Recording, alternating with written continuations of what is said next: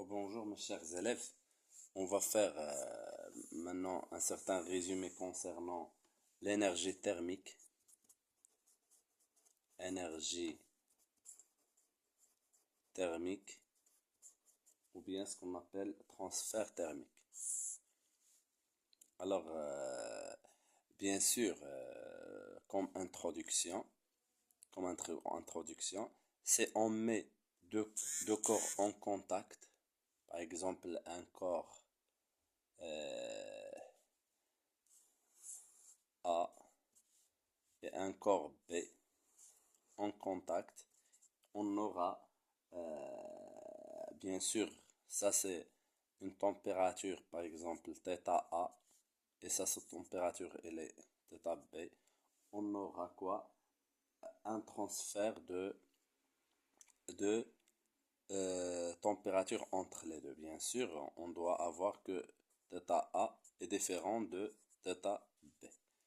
Alors, bien sûr, ce transfert s'effectue du corps chaud vers le corps froid. Donc, comme des relations à savoir, bien sûr, ce corps, par exemple, supposons que θ A il est inférieur à θ B. Donc, normalement, ce corps, il va recevoir, dans ce cas, il va recevoir une énergie qu'on va l'appeler énergie thermique, et ce corps, il va céder une énergie qu'on va l'appeler, c'est une énergie thermique. Donc, on peut faire comme le cas suivant. Un système, s'il va recevoir une énergie, l'énergie, il est toujours notée Q. Donc, cette énergie, lorsqu'il va recevoir, il est positif. Lorsqu'il va céder ou bien perdre cette énergie, alors à ce moment-là, Q, il va être négatif. Alors, on va voir maintenant comment il y a un transfert. Alors, le transfert, par exemple, c'est on met, par exemple, bien sûr, une petite casserole. Il y a de l'eau ici. Bien sûr, il y a un bec de bien-sain, un peu de feu ici. Alors, il y a le feu. Donc, le mode de transfert, bien sûr, il y a la conduction. Donc, le transfert de chaleur ou bien de température se fait par conduction. Ou bien, la conduction, c'est par exemple le métal. Son métal conduit le courant par conduction. Par exemple, si on met notre main ici, on va sentir qu'il y a de température chaude. Donc, il y a quoi? Il y a transfert de température par conduction. Donc, ce transfert, il se fait sans transport de la matière. Il y a autre mode, c'est ce qu'on appelle la convection. Le transfert se fait par convection. Alors, bien sûr, la convection, c'est un mode qui se fait avec transport de la matière. Par exemple, l'eau qui est chaude en bas monte en haut et ainsi de suite. Donc, il y a transfert de la matière ou bien transport de la matière. Il y a un transfert c'est le rayonnement, sous forme des ondes. Alors, ce rayonnement se fait sous forme des ondes. Alors, par exemple, ici, ce feu, on va avoir une certaine température qui est élevée ici, qui est élevée ici. Donc ça, c'est ce qu'on appelle un rayonnement qui se fait par des ondes des ondes électromagnétiques. Alors très bien, voilà les modes, que ce soit par conduction, convection et par rayonnement. Alors bien sûr, c'est quoi l'énergie thermique? L'énergie thermique, bien sûr, l'énergie thermique, il est noté comment, s'il vous plaît? L'énergie thermique, il est noté Q. Et on vient de dire, on peut recevoir une énergie, comme on peut la la perdre. Donc c'est une énergie échangée sous forme de chaleur. C'est une énergie échangée sous forme de chaleur. Alors, bien sûr, cette énergie, il peut faire quoi? Il peut faire varier la température ou bien varier l'état physique. Est-ce que c'est clair? Alors, par exemple, si on met en contact de l'eau chaude et l'eau froide, l'eau chaude et l'eau froide.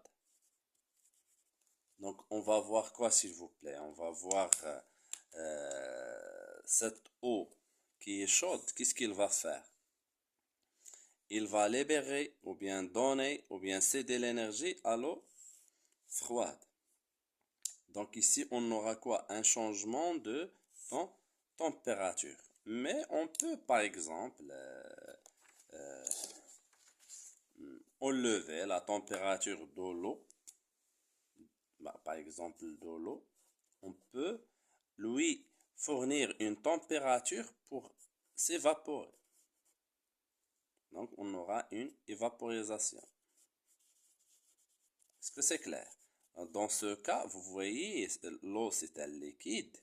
Et là, on va avoir un vapeur sous forme d'un gaz. Donc, on a changé l'état. Par exemple, un beau de glace. Un beau de glace. On va lui fournir une température, donc une énergie thermique qui va causer euh, ou bien qui va fusionner ce bout de glace ou bien ce morceau de glace pour donner de l'eau par exemple. Donc ici c'est un solide qui va nous donner un liquide. Donc il y a cette énergie thermique, c'est une énergie qui est échangée sous forme de chaleur. On vient de dire qu'il peut varier la température ou bien varier l'état physique d'un corps. Alors bien sûr, ces transferts d'énergie thermique, euh, au cours d'une transformation, on peut avoir des fuites de température. Alors pour cela, on va utiliser ce qu'on appelle un calorimètre. Un calorimètre. Alors, c'est ce qu'on va nous donner, les mesures calorimétriques. Alors, le calorimètre, c'est une enceinte adiabatique qui, bien sûr, qui se compose, qui a la forme suivante. Alors, voyons voir. Voilà. euh,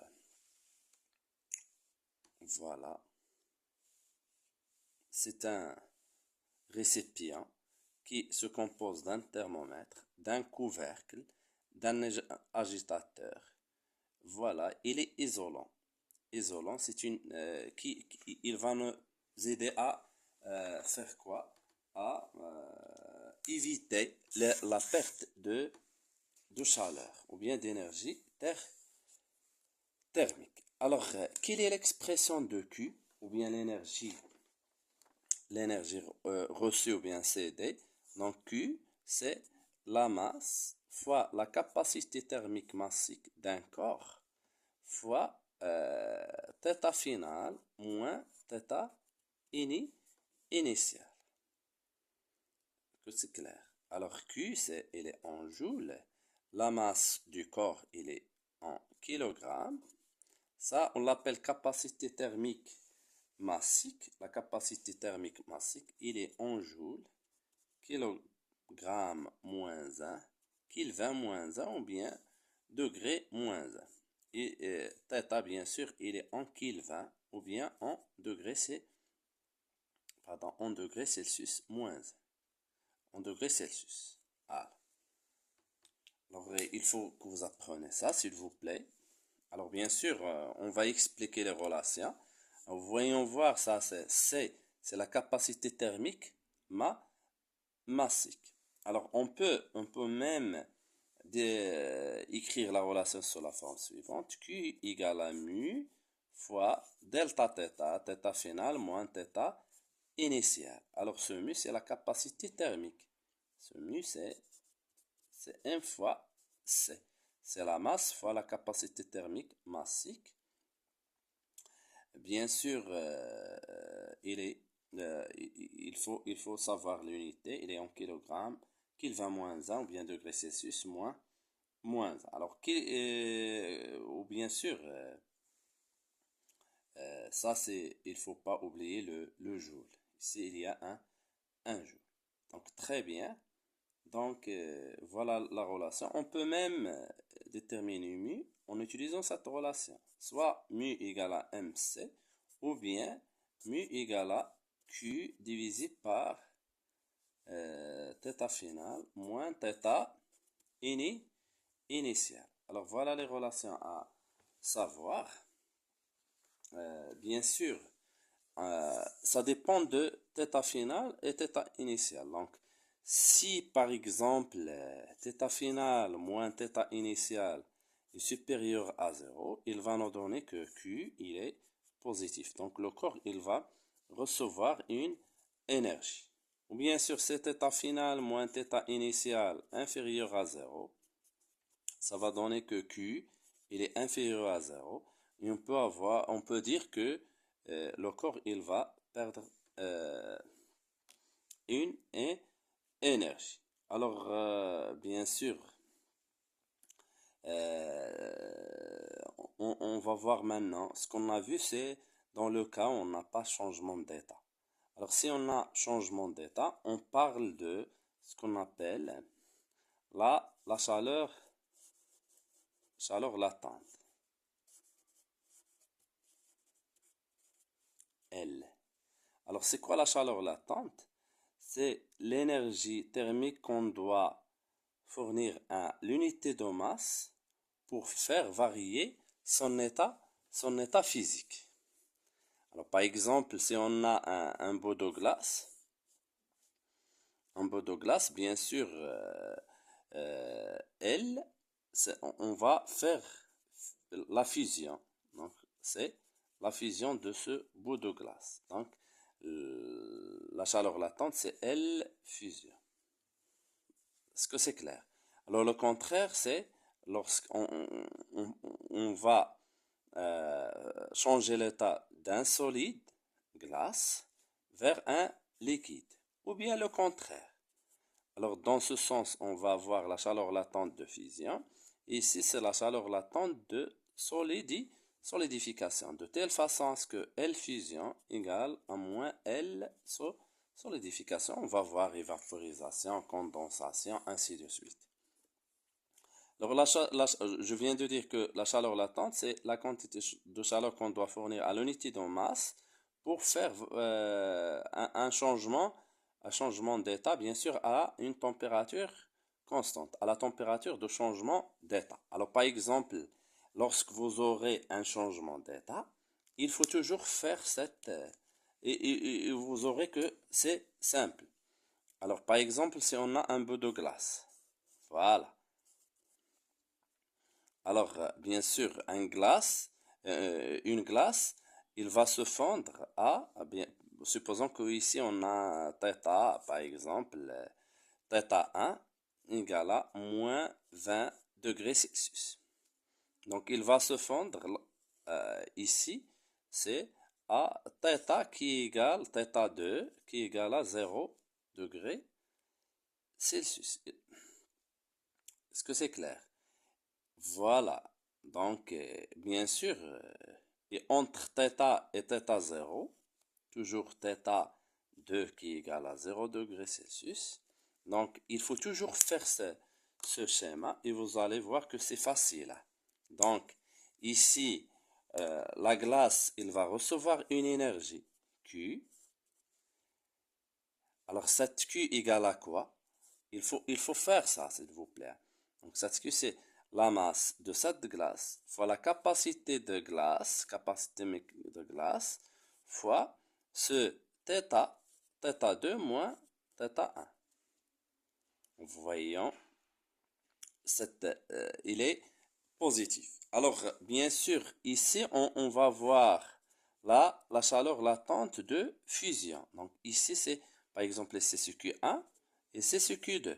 Alors, ce Q2, il va être égal à quoi? Q2, c'est la masse fois L fusion. Donc, ici, c'est la masse fois L fusion. Très bien.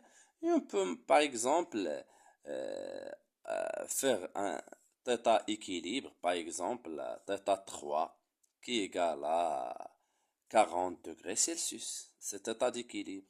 Donc, on aura Q3. Alors, ça, c'est l'eau. Entre cette phase et cette phase, c'est l'eau. Donc, on va voir si on veut chercher ce Q3. C'est M de l'eau fois CO, la capacité thermique de l'eau, fois θ3 moins θ2. Donc ici, je reprends. Il faut toujours faire ce schéma pour vous faciliter la tâche. Je reprends. Lorsqu'on a un changement d'état, voilà le corps, je reprends toujours l'exemple de glace. La glace, on va la ramener à θ0. Donc ici, elle va recevoir un certain Q entre par exemple, on l'appelait θ1 et c'est θ2 qui est égal à 0 degré Celsius. Et après, ici, c'est θ3 qui est égal à 0 degré Celsius. Alors ça, c'est Q, c'est MC θ2 moins θ1. Ici, c'est Q, c'est M fois la chaleur latente de fusion. Donc je pense maintenant c'est clair. Il faut toujours faire ce schéma et vous allez voir que c'est facile.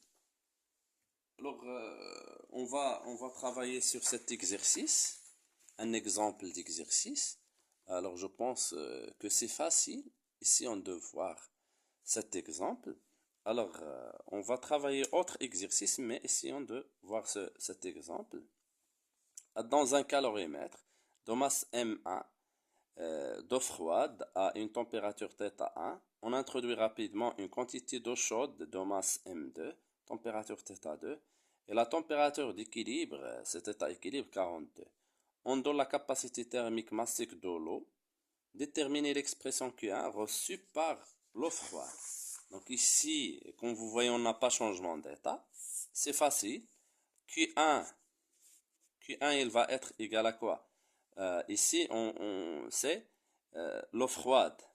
Donc, une masse d'eau froide. Donc, c'est M1 fois CO fois θ de l'eau froide, c'est θ moins θ. Ici, θ équilibre moins θ. Voilà. Deuxièmement, déterminer l'expression Q2 cédée par l'eau chaude.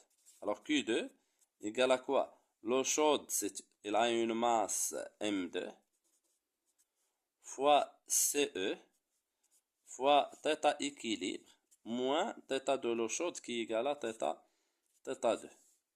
Voyons voir que ça, il est reçu. Donc, il est positif ici, il est négatif. Alors, quel est le Q reçu par le calorimètre? Donc, troisièmement, Q, normalement, c'est mu fois θ. Et normalement, il contient ce θ1 moins θ équilibre moins θ1. Donc, déterminer la capacité thermique mu de calorimètre. Donc, pour cela, on utilise quoi? C'est l'équilibre, bien sûr, à l'équilibre thermique. L'équilibre thermique, c'est-à-dire la somme des Q égale 0. Donc, c'est Q1 plus Q2 plus Q3 égale à 0. Juste on remplace. En remplaçant et en faisant les calculs. Donc, on aura M1 CE fois θ équilibre moins θ1 plus M2 CE θ équilibre moins θ2 plus mu θ équilibre moins θ1 égale à 0. Alors on cherche quoi? On cherche ce mu. Donc on va faire passer le tout vers l'autre. Donc on aura mu θ équilibre moins θ1. Il va être égal à quoi? C'est moins M1 θ équilibre moins θ1 moins M2 CE fois quoi s'il vous plaît? θ équilibre moins θ2. Et après, qu'est-ce qu'on va faire? Ce mu, il va être égal à quoi? Tout ça divisé par ça. C'est moins M1 CE, θ équilibre moins θ1, moins M2 CE, θ équilibre moins θ2. Divisé par θ équilibre moins θ1. Bien sûr, il faut faire, on va faire l'application numérique. Alors, bien sûr, moins M1, c'est 300 fois 10 moins 3, c'est 0,3. Fois, regardons ici, on a déjà ce CE.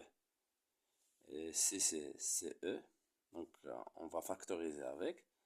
Donc, pour ne pas trop écrire, θ équilibre. Ici, θ équilibre, regardons, c'est 42. Je vais écrire, c'est 42. Moins θ1, c'est 20. Voilà. Moins M2, c'est 0,4. Fois θ équilibre 42. Moins θ2 qui est égal à 61. Le tout fois quoi s'il vous plaît? Fois CE. CE, regardons, c'est 4180. 180. Divisé par θ équilibre 42. Moins θ1. Moins θ1 qui est égal à 20.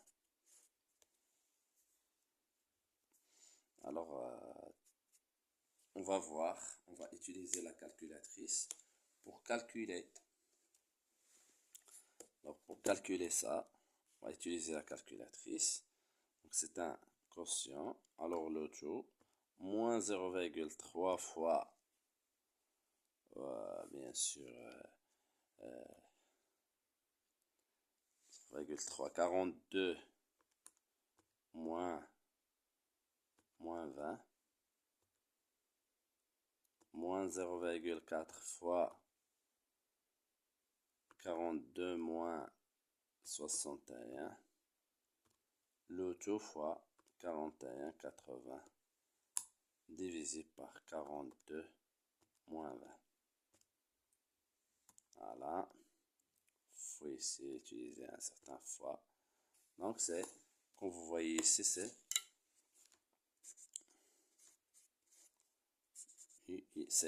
180. 190. Il faut utiliser bien sûr ça, c'est toujours, il est en joules à Kelvin moins 1. Ou bien degré Celsius moins 1. Alors, bien sûr,